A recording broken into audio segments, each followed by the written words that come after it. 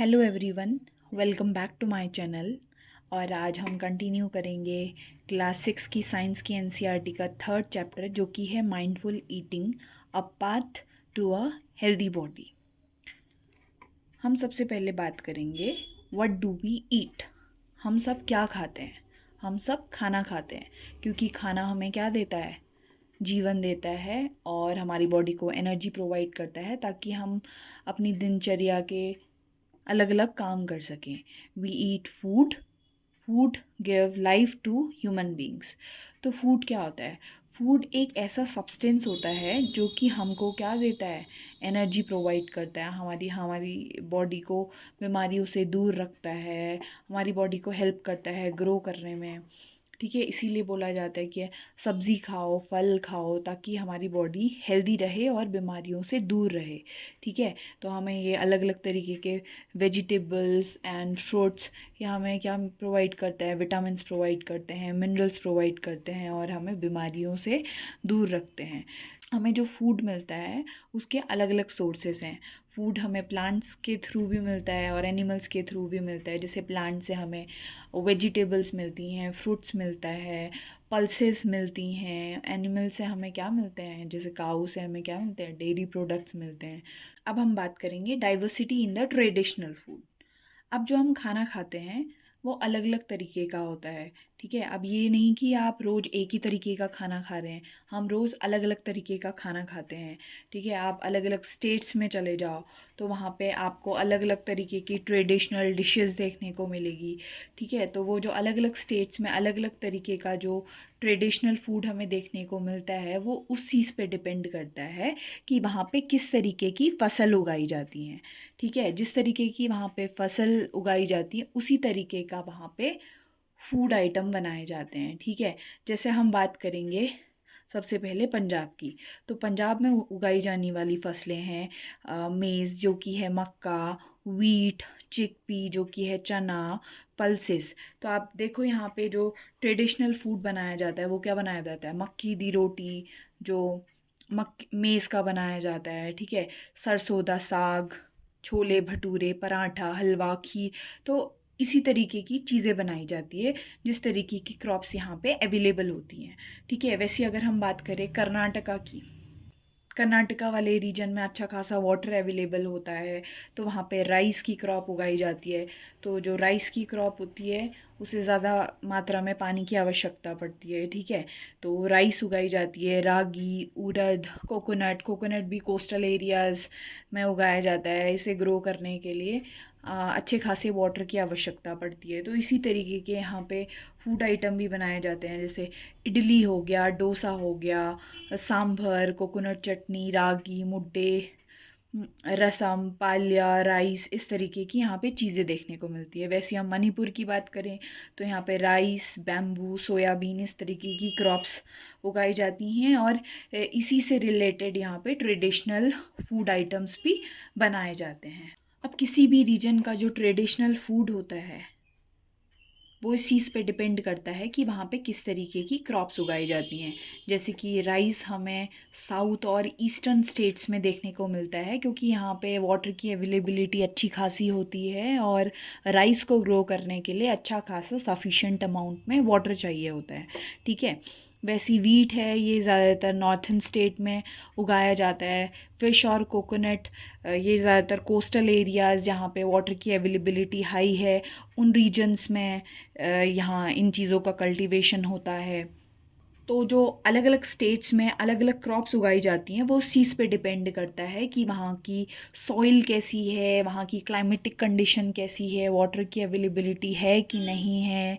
ठीक है, तो जो अलग अलग स्टेट्स में अलग अलग तरीके का फूड खाया जाता है, वहाँ लोगों की अलग अलग तरीके की फूड हैबिट्स है, वो डिपेंड करती है कुछ फैक्टर्स पे। ठीक है, तो वो फैक्टर्स हैं कि वहाँ पे किस तरीके की फूड क्रॉप्स उगाई जाती हैं, वहाँ की क्लाइमेटिक कंडीशन कैसी है, वहाँ का कल्चर और ट्रेडिशन कैसा है, वहाँ पे पहले से ही किस तरीके के खाना खाए जाने की परंपरा है, वहाँ पर वाटर की अवेलेबिलिटी है कि नहीं है। जैसे कि राइस साउथर्न और ईस्टर्न स्टेट्स में ज़्यादा उगाया जाता है क्योंकि वहाँ पे वाटर की अवेलेबिलिटी अच्छी खासी होती है। अब हम बात करेंगे क्यूलिनरी प्रैक्टिसेस। क्यूलिनरी प्रैक्टिसेस मतलब है it refers to the methods and tools and techniques use to prepare and cook food. तो ये इस तरीके की टूल्स और मेथड्स होते हैं जिनका इस्तेमाल हम खाना बनाने के लिए करते हैं। फॉर एग्ज़ाम्पल हम खाना बनाने के लिए हम गैस का इस्तेमाल करते हैं या इंडक्शन का इस्तेमाल करते हैं, या पहले के टाइम में चूल्हे का इस्तेमाल किया जाता था। ठीक है, इसी को हम क्या बोलते हैं, क्यूलिनरी प्रैक्टिसेस। पर समय के साथ बच्चों इन क्यूलिनरी प्रैक्टिसेस में चेंजेस आ गए। पहले खाना चूल्हे में बनाया जाता था, अब हम खाना बनाने के लिए गैस स्टोव का इस्तेमाल करते हैं, और अब हम इंडक्शन का इस्तेमाल करने लग गए हैं। पहले के टाइम में हमें कुछ भी पीसना होता था तो हम सिलबट्टे का इस्तेमाल करते थे, पर अब हमें कुछ पीसना होता है तो हम मिक्सर का इस्तेमाल करते हैं, इलेक्ट्रिकल ग्राइंडर का इस्तेमाल करते हैं। तो पहले के टाइम से अब टेक्नोलॉजी में काफ़ी एडवांसमेंट हुए हैं, और हमारी क्यूलिनरी प्रैक्टिसेस में चेंजेस आ गए हैं। तो अब क्वेश्चन उठता है कि why have these culinary practices change over time. तो क्या कारण रहा कि हमारी जो ये कुकिंग की टेक्निक्स हैं उनमें चेंजेस आ गए हैं समय के साथ। तो इसका पहला कारण है टेक्नोलॉजी में एडवांसमेंट होना। तो अब समय के साथ टेक्नोलॉजी में एडवांसमेंट हो गया है, हमें नए नए तरीके के अप्लाइंसेस देखने को मिल रहे हैं। जैसे पहले के टाइम में हम लकड़ी का इस्तेमाल करते थे और आग जला करके उसमें खाना पकाया करते थे, हांडी का इस्तेमाल किया करते थे।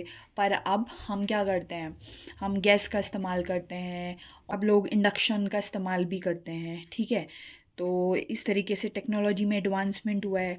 दूसरा है इम्प्रूव ट्रांसपोर्टेशन। अब ट्रांसपोर्टेशन की फैसिलिटी अच्छी है, तो हम अलग अलग अप्लाइंसेस को एक जगह से दूसरी जगह पे क्विकली ट्रांसपोर्ट कर सकते हैं, और हमारे घरों में भी गैस पाइपलाइंस बिछ गई हैं, तो गैस आसानी से अवेलेबल होती है। फिर तीसरा है बेटर कम्युनिकेशन। तो पहले के टाइम में लोगों को नॉलेज का अभाव होता था, उन्हें इन्फॉर्मेशन नहीं रहती थी, अवेयरनेस नहीं होती थी कि नई अप्लाइंसेस भी आ गई हैं। बट अब लोग ज़्यादा से ज़्यादा सोशल मीडिया का इस्तेमाल करते हैं, न्यूज़ चैनल देखते हैं, तो सोशल मीडिया के थ्रू उन्हें नई नई अप्लाइंसेस के बारे में इंफॉर्मेशन मिलती है, तो वो इन चीज़ों का इस्तेमाल करते हैं। इस वजह से हमारी जो पुरानी कुकिंग प्रैक्टिसेस हैं उनमें काफ़ी चेंजेस आ गए हैं। अब हम बात करेंगे कंपोनेंट्स ऑफ फूड के बारे में। तो हमारे पास टोटल 7 कंपोनेंट्स ऑफ फूड होते हैं। उसमें से होते हैं 5 न्यूट्रिएंट होते हैं, और वाटर होता है, एंड रफेज होता है। तो हम न्यूट्रिएंट्स के बारे में जानने से पहले हम पहले जानेंगे न्यूट्रिएंट की डेफिनेशन कि न्यूट्रिएंट क्या होता है। Nutrient is a chemical substance present in food that gives us energy and helps in growth and keep us healthy. तो न्यूट्रिएंट हमारा जो खाना होता है उसमें पाया जाने वाला एक केमिकल सब्सटेंस होता है जो हमारी बॉडी को एनर्जी प्रोवाइड करता है, हमारी बॉडी की ग्रोथ में हेल्प करता है, हमारी बॉडी में कोई डैमेज आ जाए तो उसे रिपेयर करने का काम करता है, और हमें हेल्दी रखता है एंड बीमारियों से बचा के रखते हैं। इन्हीं को हम क्या बोलते हैं, न्यूट्रिएंट्स बोलते हैं, ऐसे केमिकल सब्सटेंसेस को जो फूड में पाए जाते हैं। तो टोटल 5 न्यूट्रिएंट्स होते हैं। कितने होते हैं? 5 न्यूट्रिएंट्स होते हैं। पहला होता है carbohydrate, second is protein, third is fat, fourth is vitamins, and fifth is mineral. तो टोटल कितने न्यूट्रिएंट्स होते हैं बच्चों? 5 न्यूट्रिएंट्स होते हैं। पहला है carbohydrate. Carbohydrate are the nutrients in food that give us energy to work. Carbohydrate food में पाया जाने वाला ऐसा न्यूट्रिएंट है जो हमारी बॉडी को एनर्जी प्रोवाइड करता है ताकि हम काम कर सके। अगर हम एडिक्वेट अमाउंट में कार्बोहाइड्रेट नहीं खाएंगे तो हमें क्या होगी, थकान होगी, कमज़ोरी होगी, चक्कर से फील होंगे।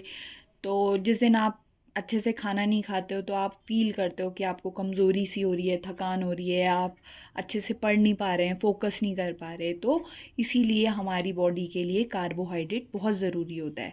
तो ये हमें किस में मिलता है? फॉर एग्ज़ाम्पल ग्लूकोज़ हमें शुगर में भी देखने को मिलता है। इसके और भी काफ़ी सोर्सेज हैं। तो आपने जैसे देखा होगा कि जो एथलीट्स होते हैं जब वो दौड़ते हैं या अपनी रेस फिनिश करने के बाद वो ग्लूकोज वाटर पीते हैं। क्यों? क्योंकि ग्लूकोज इंस्टेंट एनर्जी का सोर्स होता है जो क्विकली उन्हें एनर्जी प्रोवाइड करता है, ताकि वो डिजीनेस उनको ना फील हो और क्विकली उनकी बॉडी को एनर्जी मिले। ठीक है, तो ग्लूकोज एक अच्छा सोर्स है कार्बोहाइड्रेट का, और शुगर भी अच्छा सोर्स है। तो इसके अदर सोर्सेस क्या हैं? तो हमें जो सीरियल्स, हमें किन अनाज में देखने को मिलता है कार्बोहाइड्रेट? हमें वीट में देखने को, गेहूं में देखने को मिलता है, हमें चावल में देखने को मिलता है, हमें मक्के में देखने को मिलता है। ठीक है, और वेजिटेबल्स जिनमें कार्बोहाइड्रेट पाया जाता है, स्वीट पोटैटो में मिलता है, आलू में मिलता है, और बनाना, पाइनएप्पल, मैंगो, इन फ्रूट्स में भी आपको भरपूर मात्रा में कार्बोहाइड्रेट मिलता है, जो कि ऐसा न्यूट्रिएंट है जो आपकी बॉडी को एनर्जी प्रोवाइड करता है, ताकि आप अच्छे से काम कर सकें और वीकनेस ना फील करें। बात करेंगे दूसरे न्यूट्रिएंट के बारे में, जो कि है fat. Fat are the nutrients in food that gives us energy and help keep our body warm. तो फैट्स इस तरीके के न्यूट्रिएंट होते हैं जो हमारी बॉडी को एनर्जी प्रोवाइड करते हैं और साथ ही साथ हमारी बॉडी को गर्माहट भी प्रदान करते हैं। तो फैट्स के क्या अलग अलग सोर्सेज होते हैं? हमें फैट प्लांट के थ्रू भी मिलता है और एनिमल्स के थ्रू भी मिलता है। अगर हम प्लांट सोर्सेज की बात करें तो हमें नट्स में मिलता है, जैसे कि मूंगफली हो गई, अखरोट हो गए, groundnut, walnut, coconut, almond, इनमें हमें फ़ैट देखने को मिलता है। और अगर हम सीड्स की बात करें तो जो पम्पकिन सीड्स होते हैं, कद्दू के बीज होते हैं, सनफ्लावर, सूरजमुखी के जो सीड्स हैं, उनमें भी हमें फ़ैट मिलता है। और अगर हम एनिमल सोर्सेज की बात करें तो हमें फ़िश ऑयल में फ़ैट देखने को मिलता है। बटर, मिल्क, घी, चीज़, ये सारे गुड सोर्स हैं फ़ैट के। ठीक है, जो हमारी बॉडी को हेल्दी रखते हैं और हमारी बॉडी को वार्म रखते हैं। Fat is the source of stored energy.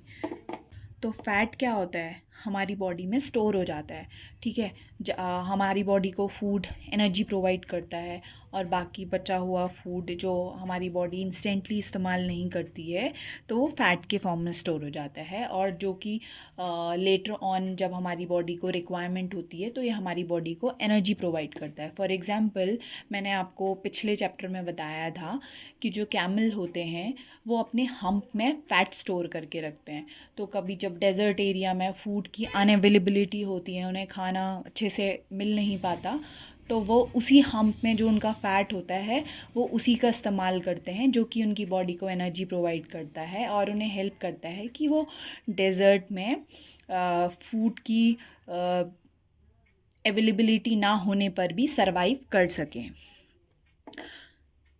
Next is carbohydrate and fats are energy giving foods.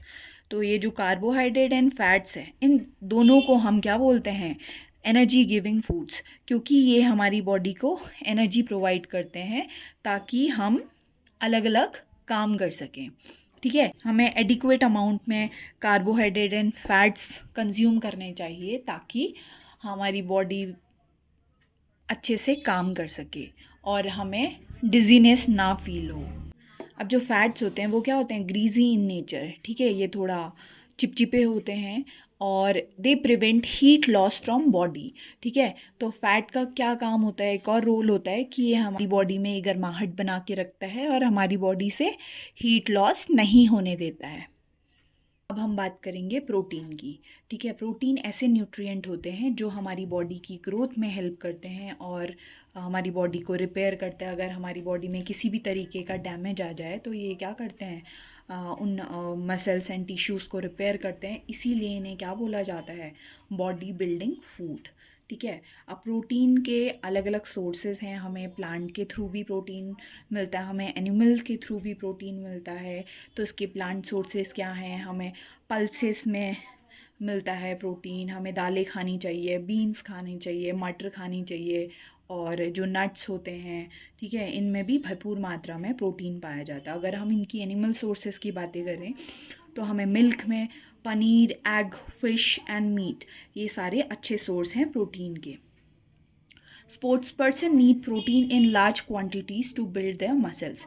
अब जो स्पोर्ट्स पर्सन होते हैं या जो भी हैवी एक्सरसाइजेस करते हैं जिम में, तो उन्हें अच्छा खासा प्रोटीन लार्ज क्वांटिटी में खाना चाहिए, क्योंकि ये उनकी मसल्स को बिल्ड करता है। ठीक है, तो हैवी एक्सरसाइजेस के दौरान क्या होता है, उनकी मसल्स में कभी टीयर आ जाता है या डैमेज हो जाती है मसल्स, तो उसे हील करने के लिए और रिपेयर करने के लिए ये प्रोटीन हेल्प करते हैं। तो उन्हें अच्छी खासी क्वांटिटी में प्रोटीन कंज्यूम करना चाहिए अगर कोई हैवी एक्सरसाइज करता है।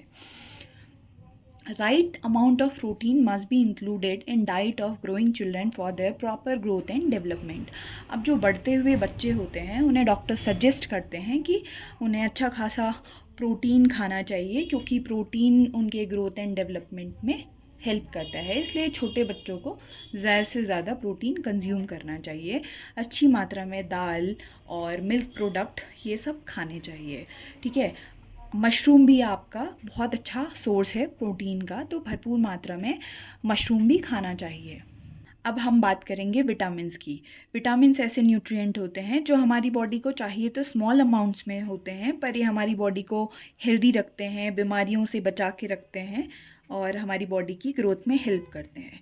वैसे ही अगर हम मिनरल्स की बात करें, मिनरल्स ऐसे न्यूट्रिएंट होते हैं जो हमारी बॉडी को हेल्दी रखते हैं, हमारी बोन्स को प्रोटेक्ट करते हैं, हमारे बोन्स एंड टीथ को स्ट्रॉन्ग बनाते हैं और अलग अलग इन्फेक्शन से हमें बचाते हैं। अगर हम मिनरल्स के एग्जाम्पल की बात करें तो इसके एग्जाम्पल हैं कैल्शियम, आयोडीन, आयरन। ये सारे मिनरल्स हैं जो हमें अच्छी खासी क्वांटिटी में कंज्यूम करने चाहिए। अब हम विटामिन एंड मिनरल्स को इस टेबल की हेल्प से समझेंगे। ठीक है, तो सबसे पहले हम बात करेंगे विटामिन ए।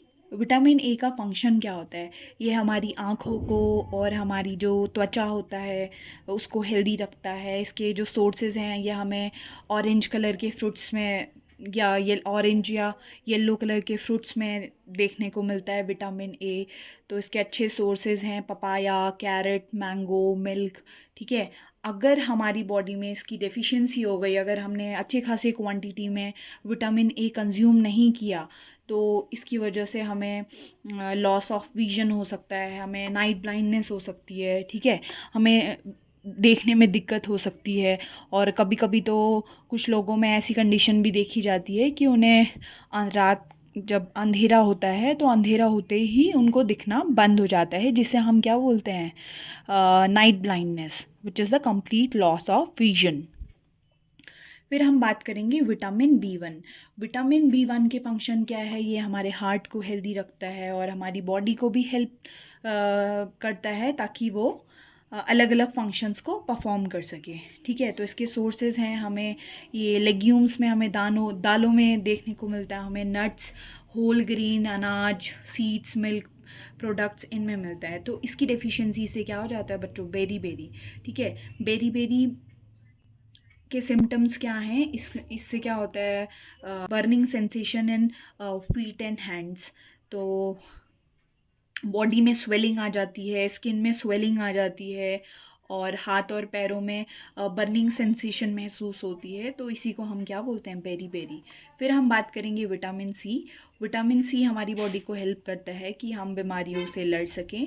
तो इसकी जो अच्छे सोर्सेज है विटामिन सी के, तो ये हमें खट्टे फलों में देखने को मिलता है। खट्टी चीज़ जैसे कि आंवला, guava, orange, lemon, green chilli, इनमें विटामिन सी अच्छा पाया जाता है। इसकी डेफिशिएंसी से हमें स्कर्वी डिजीज़ हो जाती है। इसकी वजह से क्या होता है, जो हमारे मसूड़े होते हैं उनसे खून आने लगता है, और जो माउथ के कॉर्नर्स है वहाँ पे क्रैक आने लग जाते हैं, खून आने लगता है।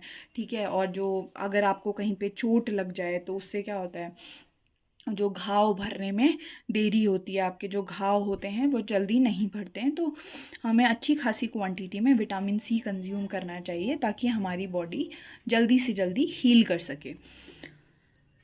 Vitamin D. विटामिन डी हमारी बॉडी को हेल्प करता है कि वो कैल्शियम को एब्जॉर्ब कर सके। ठीक है, अगर हमारी बॉडी में विटामिन डी की डेफिशिएंसी हो जाएगी तो हमारी बॉडी कैल्शियम को एब्जॉर्ब नहीं कर पाएगी। और कैल्शियम की ज़रूरत क्यों है हमारी बॉडी में? क्योंकि ये हमारी बोन्स और टीथ बनाता है, और अगर हमारी बॉडी में कैल्शियम की कमी हो जाएगी तो बोन्स और टीथ हमारे वीक हो जाएंगे।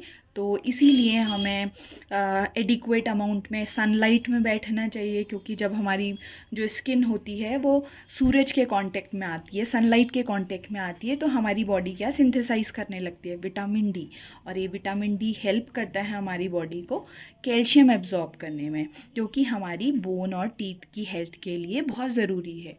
तो इसके सोर्सेज क्या हैं? Sunlight, milk, butter, fish, eggs, इन चीज़ों में हमें विटामिन डी देखने को मिलता है। तो इसकी डेफिशिएंसी से क्या होता है? रिकेट्स हो जाती है, एक डिज़ीज़ जिसे हम कहते हैं रिकेट्स। इसकी वजह से क्या होता है, जो बोन्स होती हैं वो काफ़ी पतली हो जाती है, कमज़ोर हो जाती हैं और वो मुड़ जाती हैं। ठीक है, फिर है कैल्शियम, आयोडीन एंड आयरन, जो कि हैं मिनरल। हम इन 3 मिनरल्स की बात करेंगे एक एक करके। तो हम पहले बात करेंगे कैल्शियम के बारे में। तो हमारी बॉडी के लिए कैल्शियम इसलिए ज़रूरी है क्योंकि हमारी दांतों को और हमारी बोन्स को हेल्दी रखता है। हमें ये मिल्क, कर्ड, चीज़, पनीर में मिलता है, और अगर इसकी कमी हो जाए तो हमारी बोन और टीथ की हेल्थ ख़राब हो जाती है, हमारे दांत टूटने लगते हैं। ठीक है, और यही इसके सिम्टम हैं। फिर हम बात करेंगे आयोडीन की। तो आयोडीन हमारी बॉडी के लिए बहुत ज़रूरी है। इसकी डेफिशिएंसी से एक बीमारी हो जाती है जिसे हम कहते हैं गोइटर, जिसकी वजह से गले में सूजन आ जाती है। तो आजकल क्या किया जाता है कि जो सॉल्ट होता है उसमें आयोडीन ऐड किया जाता है, और सरकार लोगों को आयोडाइज सॉल्ट प्रोवाइड करा रही है ताकि गोइटर जैसी बीमारियों से बचा जा सके। ठीक है, तो इसके सोर्सेज है सीवीड, सिंघाड़ा, आयोडाइज सॉल्ट। तो आपकी बुक में एक कॉलम भी दिया हुआ है जिसमें बताया है कि पहले नॉर्थन रीजन के जो लोग थे वहाँ पे गोइटर की शिकायत देखी गई। तो जब पता लगाया गया तो देखा गया कि वहाँ की जो सॉइल है उसमें प्रॉपर अमाउंट में आयोडीन अवेलेबल नहीं है, जिसकी वजह से लोग जो फूड कंज्यूम कर रहे हैं तो उसमें आयोडीन की कमी है, जिसकी वजह से उन्हें घेंगा राम नामक रोग, जिसे हम कहते हैं गोइटर, उससे सफ़र करना पड़ रहा था। तो इसके जो सोर्सेज हैं वो है सीवीड, सिंघाड़ा, आयोडाइज सॉल्ट, इनमें हमें आयोडीन मिलता है। ठीक है, तो इसके जो सिम्टम हैं, जो नेक में क्या हो जाती है, स्वेलिंग हो जाती है। ठीक है, जिसे हम कहते हैं घेंगा रोग, गोइटर। फिर हम बात करेंगे आयरन। ठीक है, तो ये हमारे ब्लड का बहुत इम्पॉर्टेंट कंपोनेंट है, तो हमें ज़्यादा से ज़्यादा हरी सब्जियां खानी चाहिए। ठीक है, वो ज़्यादा से ज़्यादा हमारी बॉडी में ब्लड बनाता है। तो हाँ, तो हमें ये हरी सब्जियों में और अनार में देखने को मिलता है, और इसकी डेफिशिएंसी से क्या हो जाता है, एनीमिया हो जाता है। ठीक है, खून की कमी हो जाती है, जिससे हमें वीकनेस होती है, हमें सांस लेने में दिक्कत होती है। फिर हम बात करेंगे विटामिन एंड मिनरल, को हम प्रोटेक्टिव न्यूट्रिएंट भी कहते हैं क्योंकि ये हमारी बॉडी को बीमारियों से दूर रखते हैं। अब हमारी बुक में कुछ अदर फैक्ट्स दिए गए हैं न्यूट्रिएंट के बारे में। तो पहला है vitamin C is lost during cooking due to high heat. तो जैसे मैं आपको एक एग्जांपल से समझाऊंगी, जैसे हमारे घर में जब सब्ज़ी बनती है तो हम क्या करते हैं, उसमें नींबू निचोड़ देते हैं ड्यूरिंग कुकिंग। तो उससे क्या होता है, हाई हीट के कारण जब ये विटामिन सी क्या हो जाता है, लॉस्ट हो जाता है। ठीक है, तो जब हम कुकिंग कंप्लीट कर लेते हैं उसके बाद हमें लास्ट में विटामिन सी, तो उसके बाद हमें लेमन ऐड करना चाहिए जिसमें कि विटामिन सी पाया जाता है, क्योंकि ये विटामिन सी हीट सेंसिटिव होता है। अगर हम पहले ही कुकिंग के दौरान लेमन जूस ऐड करेंगे हमारी सब्ज़ी में, तो इससे क्या होता है, विटामिन सी ख़त्म हो जाता है, तो उसका कोई फ़ायदा नहीं रहता है। ठीक है, वॉशिंग कट और पील्ड वेजिटेबल्स एंड फ्रूट्स में also result in loss of some vitamins. तो हमें सब्ज़ी और फ्रूट्स खाने से पहले ही धो लेने चाहिए, क्योंकि अगर हम उन्हें कट करने के बाद धोते हैं तो उसकी वजह से क्या हो जाता है, काफ़ी विटामिन्स ख़त्म हो जाते हैं। Nutrient like salt is obtained from sea water and from rocks. हमें सॉल्ट कहाँ से मिलता है, समुद्र के पानी से मिलता है, हमें रॉक्स के थ्रू हमें सॉल्ट मिलता है। Vitamin D can be naturally produce by our body upon exposure to sunlight. हमारी बॉडी विटामिन डी को खुद बनाती है ऑन एक्सपोजर टू सनलाइट। हमारी बॉडी को धूप से विटामिन डी नहीं मिलता है, हमारी स्किन धूप के कांटेक्ट पे आने पे खुद विटामिन डी सिंथेसाइज करती है। तो कहना मैं क्या चाह रही हूँ कि विटामिन डी हमें सूरज से नहीं मिलता, विटामिन डी सूरज के कांटेक्ट पे आने पे हमारी बॉडी खुद सिंथेसाइज करती है। फिर बात करेंगे हम रफेज की। रफेज को हम क्या बोलते हैं, जो कि हमारा अनदर कंपोनेंट है, ठीक है। इसे हम डाइटरी फाइबर भी कहते हैं। क्यों? क्योंकि इसमें बहुत ज़्यादा मात्रा में फाइबर पाया जाता है, ठीक है। तो फाइबर हमारी बॉडी को हेल्प करता है कि हमारी बॉडी से जो खाना खाने के बाद जो अनडाइजेस्टेड फूड होता है, अननेसेसरी वेस्ट होता है, वो हमारी बॉडी से रिमूव हो सके, ठीक है। तो हमारी बॉडी के लिए फाइबर बहुत ज़रूरी है ताकि हमें कॉन्स्टिपेशन ना हो, कब्ज़ की शिकायत ना हो, आसानी से स्टूल पास हो सके, ठीक है। तो they do not provide any nutrient to our body. तो ये हमारी बॉडी को किसी भी प्रकार का न्यूट्रिएंट नहीं प्रोवाइड करती है।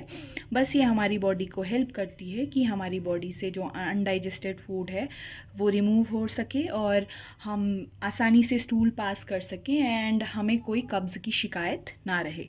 तो रफेज के जो सोर्सेज हैं, हमें किन किन चीज़ों में रफेज या फाइबर देखने को मिलता है, तो ग्रीन लीफी वेजिटेबल खाने चाहिए हमें, इससे पेट साफ़ रहता है। फ्रेश फ्रूट्स खाने चाहिए और अनाज खाना चाहिए, पल्सेस, नट्स, सैलड्स, ठीक है। तो ये हमारी बॉडी को भरपूर मात्रा में फाइबर प्रोवाइड करता है। फिर हम बात करेंगे वाटर की। तो water it helps body absorb nutrient from food. तो वाटर हमारी बॉडी को हेल्प करता है कि जो भी हमने फूड खाया है उसमें जो भी न्यूट्रिएंट्स हैं उनको एब्जॉर्व करे बॉडी, उसमें हेल्प करता है और हमारी बॉडी से वेस्ट को रिमूव करता है। तो हमारी बॉडी से वेस्ट किस फॉर्म में रिमूव करता है? स्वेट, जो हमें पसीना आता है उसके थ्रू भी हमारी बॉडी से वेस्ट रिमूव करता है, और जो हम यूरिन जाते हैं, ठीक है, उसके थ्रू भी वाटर हमारी बॉडी से वेस्ट को रिमूव करता है। तो अलग अलग फूड सोर्सेज जो हमारी बॉडी को वाटर प्रोवाइड करते हैं, तो वेजिटेबल्स हैं जिनमें हाई क्वांटिटी में वाटर पाया जाता है, कुछ फ्रूट्स हैं जिनमें भरपूर मात्रा में पानी पाया जाता है, तो हमें इन्हें खाना चाहिए ताकि हमारी बॉडी से टॉक्सिन्स रिमूव हो सके। तो पहला है वेजिटेबल, हमें कुकुम्बर जो ककड़ी होती है, टमाटर होता है, पालक होता है, बॉटल गार्ड जो लौकी होती है, उसमें भरपूर मात्रा में पाया जाता है वाटर। फ्रूट्स लाइक वाटरमेलन में मिलता है, तरबूज हो गई, स्ट्रॉबेरी, ग्रेप्स, ऑरेंजेस, इनमें हमें वाटर मिलता है। अब हम बात करेंगे how to test presence of nutrients in food. अब हमें कैसे पता चलेगा कि हम जो फूड खा रहे हैं उसमें कि कौन सा न्यूट्रिएंट प्रेजेंट है? तो इसके लिए बच्चों कुछ टेस्ट हैं। तो पहला, अगर हम पढ़ेंगे टेस्ट फॉर स्टार्च, ठीक है। तो हमें फूड आइटम लेना है, कोई भी फूड आइटम लेना है, उसमें आयोडीन सॉल्यूशन की 2 से 3 ड्रॉप डालनी है। अगर हमें ब्लू ब्लैक कलर मिल रहा है तो इसका मतलब उस फूड आइटम में क्या है? स्टार्च है। तो blue black colour indicates presence of starch, उस फूड आइटम में स्टार्च है, तो उसका कलर कैसा हो जाएगा? Blue black colour. फिर हम बात करेंगे टेस्ट फॉर फैट, फैट के टेस्ट की बात करेंगे। तो इसके लिए हमें क्या लेना है?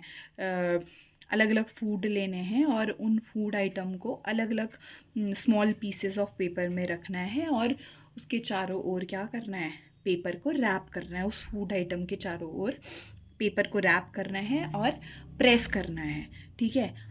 तो उस पेपर को बाद में खोल के देखना है, अगर आपको कुछ ऑयली पैच नज़र आ रहा है पेपर में, तो इसका मतलब उस सब्सटेंस में क्या है? फैट है। जैसे कि आप थोड़ा सा घी लो, उसे पेपर में रखो, उसे प्रेस करो, ठीक है, फिर उसको लाइट में रख के देखो तो आपको एक ऑयल का बड़ा सा निशान दिखेगा, तो वो क्या है? फैट का टेस्ट है, ठीक है। तो इसका मतलब घी में हमें फैट मिलता है। अब हम बात करेंगे टेस्ट फॉर प्रोटीन। तो हमें क्या लेना है? फूड आइटम लेना है, उसका हमें पेस्ट बनाना है और फिर उसमें 2 ड्रॉप कॉपर सल्फेट सॉल्यूशन की डालनी है और 10 ड्रॉप कॉस्टिक सोडा सॉल्यूशन डालना है जो कि NaOH सॉल्यूशन है, और कॉपर सल्फेट सॉल्यूशन क्या है, CuSO4 सॉल्यूशन, जो कि आप हायर क्लासेस में इसका फॉर्मूला पढ़ेंगे। बस अभी आप याद कर लो कि 2 drops of copper sulphate solution डालना है आपको फूड आइटम के पेस्ट में, और 10 drops of caustic soda solution डालना है। फिर हमें उसे टेस्ट ट्यूब को अच्छे से शेक करना है और उसे कुछ मिनट तक अनडिस्टर्ब्ड रखना है, ठीक है। तो अगर उस टेस्ट ट्यूब में जो फूड आइटम है उसका जो कलर है वो वॉयलेट कलर में कन्वर्ट हो जाए, तो इसका मतलब वो जो फूड आइटम है उसमें क्या है, प्रोटीन है। तो ये बच्चों प्रोटीन का टेस्ट है। तो कोई भी फूड आइटम, उसमें ज़रूरी नहीं है कि उसमें एक ही तरीके का न्यूट्रिएंट हो सकता है उस फूड आइटम में एक से ज़्यादा न्यूट्रिएंट हमें देखने को मिले। Nutrient like carbohydrate, fat, protein, mineral, vitamins. जैसे कि अगर मैं पीनट की बात करूँ, मूंगफली की बात करूँ, तो हमें उसमें प्रोटीन भी मिलता है उसके थ्रू, और उसमें अच्छा खासा प्रोटीन भी पाया जाता है। अब हम बात करेंगे बैलेंस डाइट की। तो बैलेंस डाइट ऐसी डाइट होती है जिसमें, अब हम बात करेंगे balance diet. The diet that has all essential nutrients, roughage and water in right amount for proper growth and development of body is known as balanced diet. ऐसी डाइट जिसमें सारे nutrients like carbohydrate, protein, vitamins, mineral ये proper amount में होते हैं। ये नहीं कि बहुत ज़्यादा या बहुत ज़्यादा कम, ठीक है। एक प्रॉपर जो एडिक्वेट अमाउंट होता है वो उतने न्यूट्रिएंट्स होते हैं, प्रॉपर रफेज होता है, वाटर होता है, ठीक है, जो कि हमारी बॉडी के ग्रोथ में और डेवलपमेंट में हेल्प करती है। इसी को हम क्या बोलते हैं, बैलेंस डाइट। तो हमें बैलेंस डाइट कंज्यूम करनी चाहिए जिसमें राइट अमाउंट में सारी न्यूट्रिएंट्स होने चाहिए, प्रॉपर वाटर हमें कंज्यूम करना चाहिए, फाइबर रिच डाइट जिसे हम रफेज कहते हैं वो कंज्यूम करना चाहिए, ताकि ओवरऑल हमारी बॉडी हेल्दी रहे। Requirement of type and amount of nutrient in a diet may vary according to age, gender, physical activity, health status, lifestyle and so on, ठीक है। तो हमारी बॉडी को ये जो न्यूट्रिएंट है इनकी जो रिक्वायरमेंट होती है वो वेरी करती है। अलग अलग पर्सन को अलग अलग क्वांटिटी में न्यूट्रिएंट्स की ज़रूरत पड़ती है। जैसे कि अगर हम एग्ज़ाम्पल बात करें हम एज के हिसाब से, तो जो छोटे बच्चे होते हैं तो उनकी बॉडी ग्रो कर रही होती है, तो उनकी बॉडी को प्रोटीन अच्छी क्वांटिटी में चाहिए होता है। और जो स्पोर्ट्स पर्सन होते हैं या जो हैवी एक्सरसाइज करते हैं जिम में, उनकी बॉडी को प्रोटीन बहुत हाई क्वांटिटी में चाहिए होता है, ठीक है। और जेंडर, फिज़िकल एक्टिविटी, ठीक है। अगर कोई पर्सन जिसकी लाइफस्टाइल ऐसा है जिसमें वो ज़्यादा काम नहीं है, सीडेंट्री लाइफस्टाइल है, तो उसे कार्बोहाइड्रेट कम कंज्यूम करना चाहिए, बजाय कि ऐसे पर्सन जिनकी काफ़ी भाग दौड़ वाली लाइफ है, फिज़िकल एक्टिविटी जिसमें ज़्यादा है, तो उन्हें ज़्यादा से ज़्यादा कार्बोहाइड्रेट कंज्यूम करना चाहिए ताकि उन्हें थकान महसूस ना हो। हेल्थ स्टेटस, लाइफस्टाइल, तो ये सब डिपेंड करता है कि इंसान को किस तरीके की डाइट कंज्यूम करनी चाहिए। So hope you all loved my content, so please like and subscribe my channel to get more and more content like this. Thanks for watching.